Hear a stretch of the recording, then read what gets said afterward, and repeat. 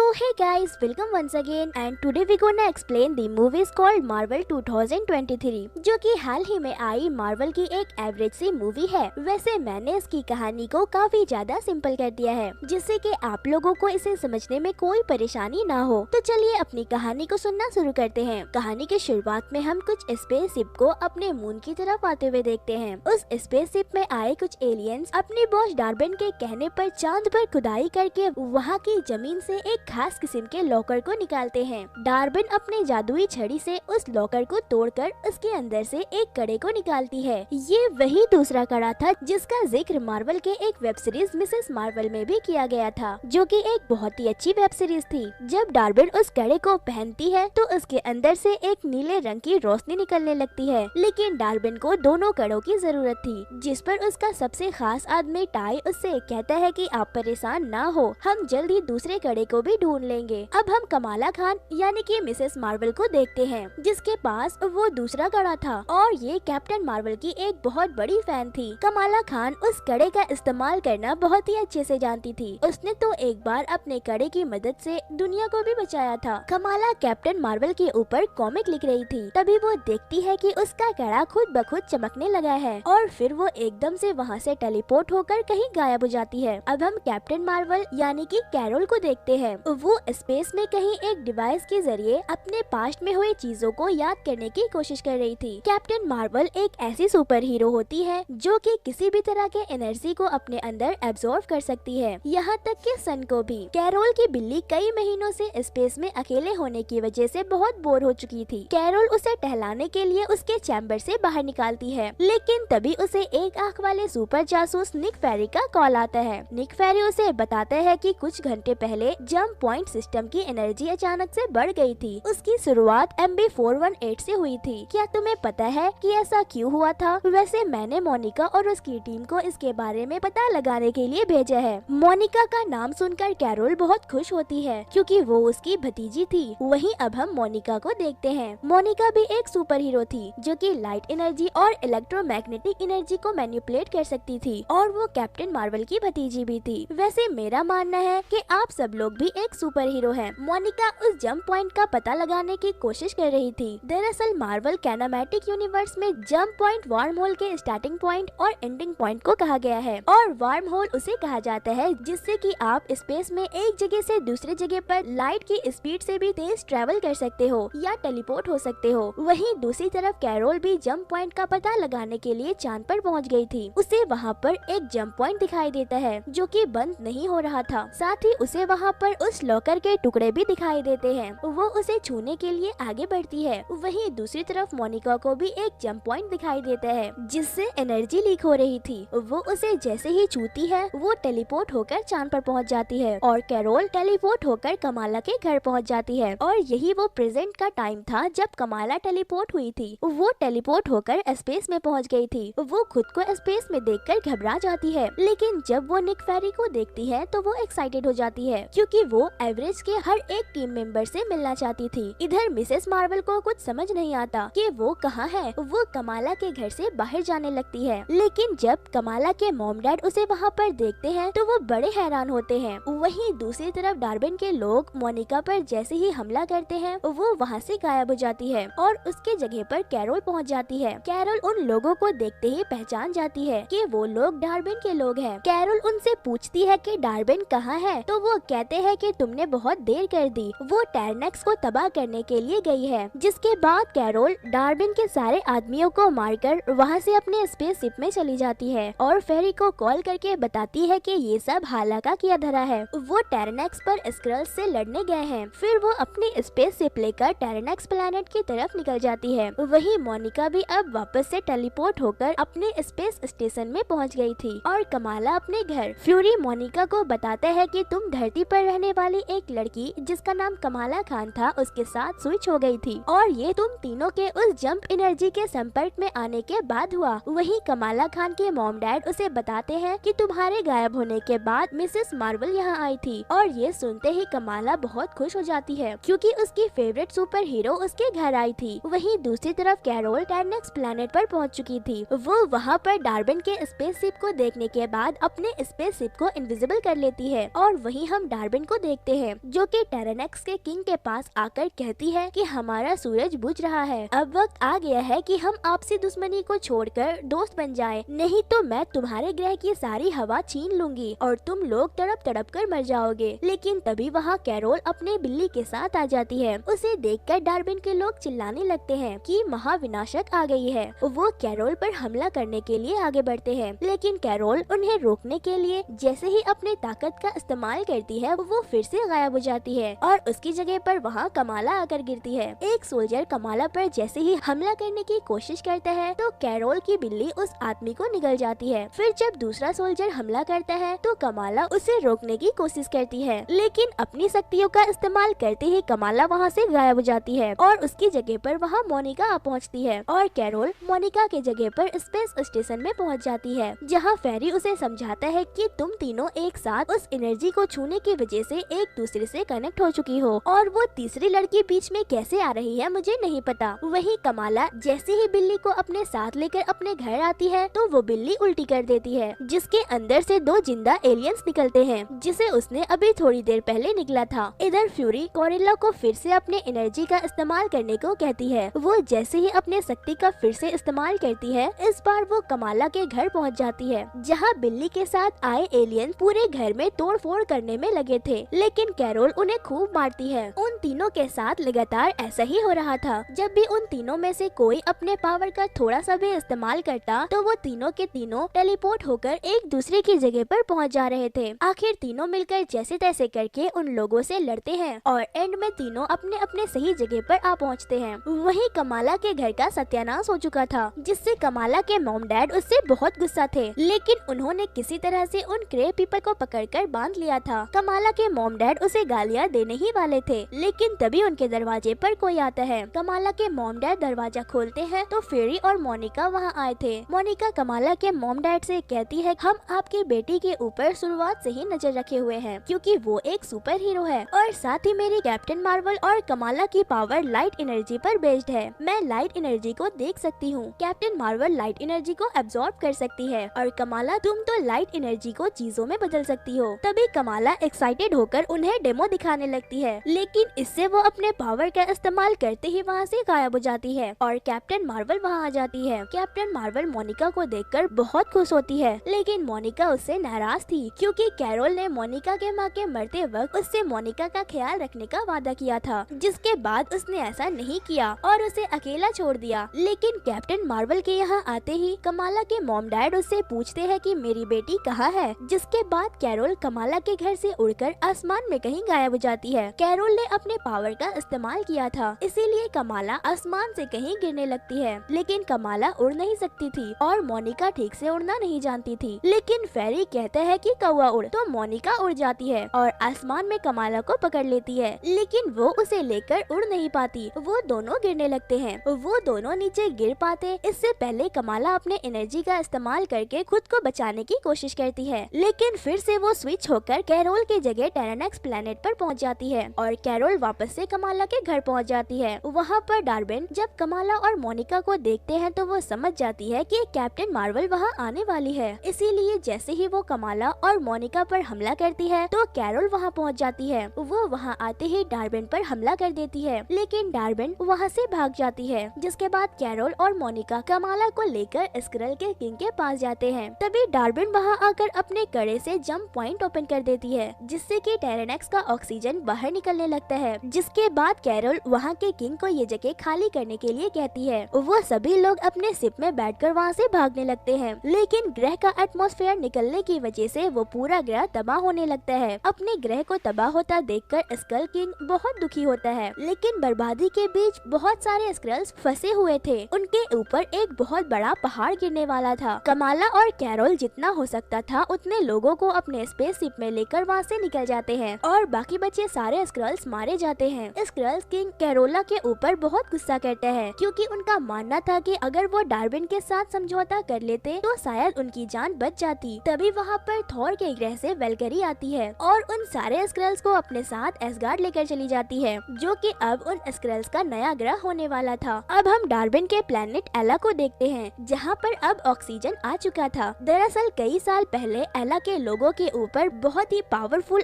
Artificial intelligence राज करता था, लेकिन कैप्टन मार्वल ने एला के लोगों को उस आर्टिफिशियल इंटेलिजेंस से आजाद करने के लिए उसे खत्म कर दिया। लेकिन उस आर्टिफिशियल इंटेलिजेंस का कंट्रोल एला की हवा, पानी और यहाँ तक कि वहाँ के सूरज पर भी था। उस आर्टिफिशियल इंटेलिजेंस के खत्म होते ही उस ग्रह की हवा, पानी और सूरज सब खत्म हो गई और इन सब का जिम्मेदार एला के लोग कैरल को मानते थे और इसीलिए वो उसे महाविनाशक कहकर बुलाते थे। लेकिन डार्विन ने अब उस कड़े के मदद से जंप पॉइंट ओपन करके दूसरे ग्रह की चीजें अपने ग्रह पर टेलीपोर्ट करना शुरू कर दिया था। वही मोनिका अभी भी कैरोल से गुस्सा थी क्योंकि वो उसे अकेला छोड़कर भाग गई थी। लेकिन कैरोल उसे समझाती है कि मैं तुम्हारे पास वापस आना तो चाहती थी, लेकिन लोगों को मेरी तुमसे ज्यादा जरूरत थी। इसके बाद कैरोल कमाला से खुद को इंट्रोड्यूस करती है। कमाला अपने फेवरेट सुपर हीरो से मिलकर बहुत खुश थी। फिर कमाला उन्हें अपनी नानी का कड़ा दिखाती है और उन्हें बताती है कि मेरी नानी की माँ एक जिन थी और उन्हें 2 ऐसे कड़ों की तलाश थी जिससे वो अपनी दुनिया में वापस जा सकती थी। एक कड़ा तो उन्हें मिल गया जो कि अभी तुम लोग देख रहे हो, लेकिन ठीक ऐसा ही एक कड़ा मैंने डार्विन के पास देखा था जिससे वो टेढ़े मेढ़े जंप पॉइंट बना रही है, जिससे कि कैरोल समझ जाती है कि वो कड़ा कोई मामूली कड़ा नहीं बल्कि एक क्वांटम बैंड है जिससे कि वो गैलेक्सी के किसी भी कोने में आ जा सकते हैं। तभी मोनिका कहती है कि अब जब डार्विन के पास ऐसा ही कड़ा है तो वो जरूर फिर से किसी ग्रह पर जंप पॉइंट बनाने में लगी होगी, लेकिन हम ये कैसे पता करें कि वो दूसरा जंपिंग पॉइंट कहाँ बनाएगी। कैरोल कहती है कि उसने टेरेनक्स की हवा चुराकर एला में पहुँचा दिया। अब एला को पानी की जरूरत होगी, इसीलिए वो किसी ऐसे ग्रह पर जाएगी जहाँ पर पानी सबसे ज्यादा हो। फिर कैरोल कहती है कि मैं समझ गई कि वो कहाँ जा रही है, चलो मैं भी तुम्हें किसी से मिलवाती हूँ। लेकिन तभी कमाला के मॉम डैड उसे कॉल करते हैं और उससे कहते हैं कि तुम कहीं नहीं जाओगी। तभी हम देखते हैं कि फेरी कमाला के मॉम डैड और उसके भाई को अपने साथ स्पेस स्टेशन में लेकर जा रहे हैं। तभी मोनिका कमाला के मॉम डैड से कहती है कि हमें कमाला की जरूरत है, आप हमारा यकीन करें, हम इसे कुछ भी नहीं होने देंगे। जिसके बाद उसकी माँ उसे जाने की परमिशन दे देती है। इसके बाद वो तीनों स्विचिंग की प्रैक्टिस करने लगते हैं, जिससे कि वो तीनों अपने पावर्स का इस्तेमाल करने से स्विच होने के बाद भी अपने दुश्मनों से लड़ सके। वो लोग थोड़ी देर प्रैक्टिस करते हैं और फिर एक दूसरे के एक्शन को समझने लगते हैं। वहीं हम कैरोल की बिल्ली को उल्टी करते हुए देखते हैं, जिसने कमाला के घर से बहुत सारे सामान को खा लिया था। तभी कुछ साइंटिस्ट को स्पेस स्टेशन पर एक बहुत ही अजीब सी चीज दिखाई देती है। इधर वो तीनों कैरोल के स्पेसशिप से अलादना नाम की एक प्लेनेट पर पहुंच गए थे। वहां पहुंचते ही कैरोल एक खास किस्म का ड्रेस पहन लेती है। मोनिका उससे पूछती है कि ये क्या है, तो वो उससे कहती है कि बस देखती जाओ, तुम सब समझ जाओगी। कैरोल को देखते ही अलादना के लोग गाना गाकर उसका स्वागत करने लगते हैं, क्योंकि यहाँ के लोग गाना गाकर ही बात करते थे। वो लोग कैरोल को प्रिंसेस कहकर बुला रहे थे। तभी कैरोल मोनिका और कमाला को बताती है कि उसने एक समझौते के तौर पर अलादना के प्रिंस से शादी कर ली थी। फिर जब कैरोल प्रिंस से मिलती है तो उसका ड्रेस खुद ब खुद चेंज हो जाता है, जिसके बाद कैरोल प्रिंस के साथ जाती है और गाना गा गा कर उसे सारी बातें बताती है कि डार्विन उनके ग्रह पर पानी लेने आ रही है। इसके बाद कैरोल उससे कहती है कि हम अपने कॉस्ट्यूम्स लेकर नहीं आ पाए, क्या तुम हमारे लिए कॉस्ट्यूम का इंतजाम कर दोगे जिससे पहनकर हम उन लोगों से लड़ पाएंगे। थोड़ी देर के बाद वो लोग तैयार हो जाते हैं। कैरोल प्लान बताती है कि प्रिंस डार्विन को उलझा कर रहेगा और मोनिका और वो उन पर हमला करके उनके हाथ से कड़ा निकाल लेगी। तभी वहाँ पर डार्विन अपने सेना के साथ वहाँ पहुँचती है। डार्विन वहाँ आते ही अलादना के प्रिंस को अपने सामने झुकने का कहती है, लेकिन वो नहीं झुकता, जिससे वो उस पर हमला कर देती है। लेकिन तभी मोनिका बीच में आकर उसे बचा लेती है, जिसके बाद उन लोगों के बीच एक भयंकर वाली लड़ाई शुरू हो जाती है। लेकिन डार्विन वहाँ से भागकर जंपिंग पॉइंट खोलने की कोशिश करने लगती है, लेकिन तभी वो तीनों उसे रोकने पहुँच जाते हैं और इसी बीच डार्विन की नजर कमाला के कड़े पर पड़ जाती है। वो कमाला के कड़े को लेने की कोशिश करने लगती है तो कैरोल उसे रोकती है, लेकिन कैरोल जब उस पर हमला करती है तो उसकी सारी पावर्स कड़े में एब्जॉर्ब होने लगती है। जिसके बाद डार्विन कैरोल को दूर फेंककर अपने कड़े और छड़ी से एक पोर्टल ओपन करती है, जिससे कि अलादना का सारा पानी बाहर निकलने लगता है और सारा पानी डार्विन के घर आला जाने लगता है। जिसके बाद कैरोल उन्हें रोकने के लिए उन पर अपने स्पेसशिप से हमला करती है। कैरोल ब्लास्ट करके उस जंपिंग पॉइंट को बंद करने के बारे में सोचती है, लेकिन ऐसा करते हुए वो तीनों मर सकते थे, इसीलिए कमाला एक बटन दबाकर अलादना से बाहर निकल जाते हैं और उनका स्पेसशिप किसी दूसरे प्लेनेट पर जाकर क्रैश हो जाता है। कैरोल कमाला की इस हरकत पर बहुत गुस्सा करती है, क्योंकि वो लोग अलादना के लोगों को अकेला छोड़कर वहाँ से भाग गए थे। तभी कमाला उन्हें बताती है कि कि अगर हम मारे जाते तो मेरा कड़ा डार्विन ले लेती, फिर वो जो चाहे कर सकती थी। फिर मोनिका कैरोल से पूछती है कि अब हम क्या करेंगे, जिस पर वो कहती है कि वो उन्हीं जगहों को अपना शिकार बना रही है जिन जिन जगह से मैं जुड़ी हूँ। वहीं दूसरी तरफ फेरी के स्पेस शिप पर एक हमला होता है। अब उन लोगों को वहाँ से निकलना था, जिसके लिए उनके पास सिर्फ 15 ही पॉड थे और हर पॉड में सिर्फ 10 लोग ही आ सकते थे और स्पेस स्टेशन में टोटल 350 लोग थे। यहाँ फेरी को कुछ भी समझ नहीं आता कि वो अब क्या करे। तभी फेरी देखता है कि वो जो ऑब्जेक्ट उन्हें मिला था वो कैरोल की बिल्ली का अंडा था और उसने वैसे ही बहुत सारे अंडे दिए थे जिसमें से बिल्लियाँ निकलने लगती है। फेरी एक बिल्ली को अपनी गोद में उठाता है तो वो एक आदमी को निगल जाता है। तभी वहाँ पर वो तीनों भी पहुँच जाते हैं। कमाला की मॉम डैड उसे देखकर बहुत खुश होते हैं। वहीं एक और बिल्ली एक दूसरे आदमी को निगल जाता है, जिसके बाद फेरी कैरोल से कहता है कि एक स्पेस पॉड में सिर्फ 10 लोग जा सकते हैं, लेकिन उसी पॉड में 10 से ज्यादा बिल्लियाँ जा सकती है। इसीलिए वो लोग स्पेस स्टेशन में मौजूद सभी लोगों को बिल्लियों को खाने को कहते हैं, जिससे कि सारी बिल्लियाँ सभी लोगों को जिंदा निगल जाती है और फिर उन बिल्लियों को पकड़कर स्पेस पॉड में डाल दिया जाता है। फेरी और कमाला के मॉम डैड भी एक स्पेस पॉड से निकलने वाले थे। तभी मोनिका आकर फेरी को बताती है कि मैंने डार्विन का पता लगा लिया है, अब उसे हमारा सूरज चाहिए। वहीं दूसरी तरफ डार्विन ने सूरज के आगे जंपिंग पॉइंट क्रिएट कर दिया था। इधर कमाला के पेरेंट्स उसे ऑल द बेस्ट कहते हैं और कहते हैं कि तुम वापस जरूर आओगी। जिसके बाद फेरी बाकी के लोगों को लेकर वहाँ से निकल जाता है। इधर डार्विन को रोकने के लिए कैरोल पहुँच गई थी। वो उसे ये सब बंद करने के लिए कहती है, लेकिन वो नहीं मानती और तभी मोनिका वहाँ आकर उस पर हमला कर देती है, जिससे कि डार्विन की छड़ी कैरोल के हाथ लग जाती है और फिर वो तीनों एक साथ उन पर हमला कर देते हैं, जिससे डार्विन एक बड़े से पत्थर के नीचे चप जाती है। कमाला कहती है कि अगर तुम हमें वो कड़ा दे दोगी तो हम तुम्हें वापस जाने देंगे, जिस पर डार्विन कैरोल से कहती है कि हमारा सूरज तुम्हारी वजह से बुझ गया है। तब मोनिका कहती है कि तुम्हारा सूरज अभी भी पूरी तरह से नहीं बुझा है और उसे वापस से रोशन करने के लिए बहुत सारी एनर्जी चाहिए और वो एनर्जी उसे कैरोल दे सकती है। कैरोल अपने ताकत से तुम्हारे सूरज को वापस जिंदा कर सकती है। डार्विन उनकी बातों को मान लेती है, जिसके बाद कैरोल जैसे ही डार्विन के ऊपर से उस पत्थर को हटाती है वो उन पर फिर से हमला कर देती है। वो उन पर हमला करके कमाला को अपनी छड़ी के नीचे दबा देती है और कहती है कि अगर तुमने एक कदम भी आगे बढ़ाया तो मैं इसे कीड़े की तरह मसल दूंगी। इसके बाद वो कमाला के कड़े को भी निकाल कर उसे पहन लेती है, लेकिन उसके दोनों कड़ों को एक साथ इस्तेमाल करने की वजह से वो मर जाती है, जिससे वहाँ से एक दूसरे डायमेंशन में जाने का पोर्टल खुलता है। तभी कमाला और मोनिका नोटिस करते हैं वो दोनों अब स्विच नहीं हो रहे हैं। फिर कैरोल वहाँ दोनों कड़ों को लेकर आती है। मोनिका कैरोल और कमाला से कहती है कि हमें इस पोर्टल को बंद करना होगा, इसके लिए तुम दोनों अपनी सारी एनर्जी मेरे अंदर ट्रांसफर कर देना, जिससे कि मैं उस एनर्जी का इस्तेमाल करके इस डायमेंशन को क्लोज कर सकूंगी। जिसके बाद कमाला उन दोनों कड़ों को पहन लेती है, लेकिन उसे कुछ नहीं होता क्योंकि वो कड़ा अपना सही मालिक खुद चुनता था। फिर वो और कैरोल मिलकर अपनी सारी एनर्जी मोनिका के अंदर ट्रांसफर कर देते हैं और मोनिका उन एनर्जी को उस होल में रिलीज करने लगती है, जिससे कि वो बंद होने लगता है। लेकिन उसे बंद करने के चक्कर में मोनिका दूसरे डायमेंशन में फंसने वाली थी। कैरोल उसे बचाने की बहुत कोशिश करती है, लेकिन वो उसे बचा नहीं पाती। वहीं धरती पर हम देखते हैं कि उन बिल्लियों ने उल्टी करके सभी लोगों को सही सलामत बाहर निकाल दिया है। तभी वहाँ पर कमाला पहुँच जाती है। फेरी उससे पूछता है कि मोनिका और कैरोल कहाँ है, जिस पर वो कहती है कि मोनिका दूसरे डायमेंशन में चली गई है और कैरोल अपना वादा पूरा करने गई है। अब हम कैरोल को देखते हैं जो एला के सूरज पर जाकर उसे अपनी पूरी ताकत से ब्लास्ट करती है, जिससे कि एला का सूरज फिर से चमक उठता है और अब एला के लोग वापस से अपनी जिंदगी अच्छे से गुजारने लगते हैं। और इसी के साथ आज की ये इंटरेस्टिंग सी स्टोरी यहीं पर खत्म हो जाती है। तो दोस्तों कैसी लगी आपको आज की एक्सप्लेनेशन मुझे कमेंट करके जरूर बताएं और वीडियो को लाइक करके चैनल को सब्सक्राइब करना बिल्कुल ना भूले। फिर मिलती हूँ किसी और इंटरेस्टिंग सी मूवी के एक्सप्लेनेशन के साथ, तब तक के लिए thank you and bye bye.